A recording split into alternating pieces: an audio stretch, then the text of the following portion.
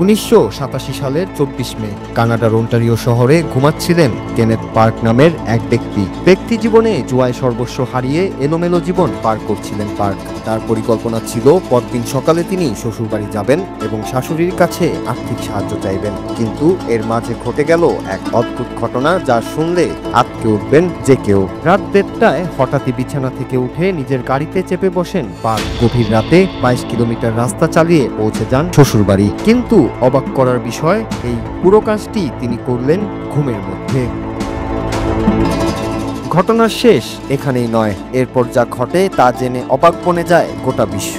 শ্বশুরবাড়ির সদর দরজার এক চাবি ছিল পার্কের কাছে, সেটি দিয়েই ঘরে ঢুকে পড়েন ঘুমন্ত পার্ক। গাড়ির টায়ার লিভার দিয়ে নৃশংসভাবে হত্যা করেন শাশুড়ি বারবারাকে, আর তার আক্রমণে গুরুতর আহত হন শ্বশুর ড্যানিয়েল। স্বাভাবিক চেতনায় ফিরে এই দৃশ্য দেখে নিজেই অবাক ও আতঙ্কিত হয়ে পড়েন পার্ক। ছুটে যান পুলিশ স্টেশনে, বলেন, আমার মনে হয় আমি দুইজনকে হত্যা করেছি।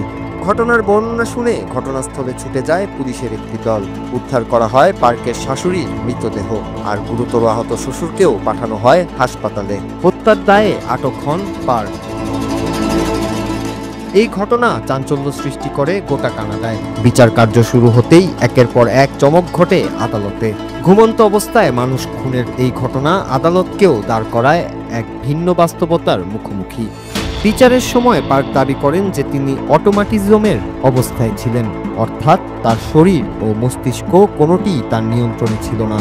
চিকিৎসক সাক্ষ্য দেন যে ঘটনাকালে পার্ক নিদ্রাচরণ বা স্লিপ ওয়াকিং করছিলেন এবং এটি কোনো স্নায়বিক, মানসিক বা অন্যান্য রোগজনিত সমস্যা নয়, বরং নিদ্রার একটি ব্যাধি। 5 জন স্নায়ুবিজ্ঞান বিশেষজ্ঞ একমত হন যে ঘটনাকালে তিনি ঘুমন্ত অবস্থায় ছিলেন। নিম্ন আদালত হয়ে পার্কের মামলা ওঠে উচ্চ আদালতে, সেখানেও পার্কসের খালাস বহাল রাখে সুপ্রিম কোর্ট।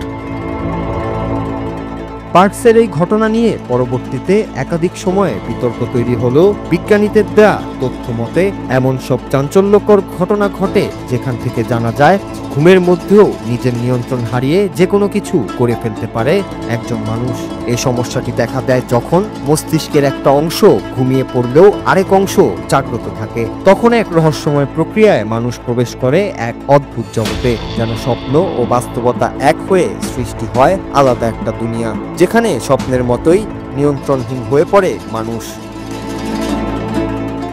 নূর Raju, Bangla TV news desk.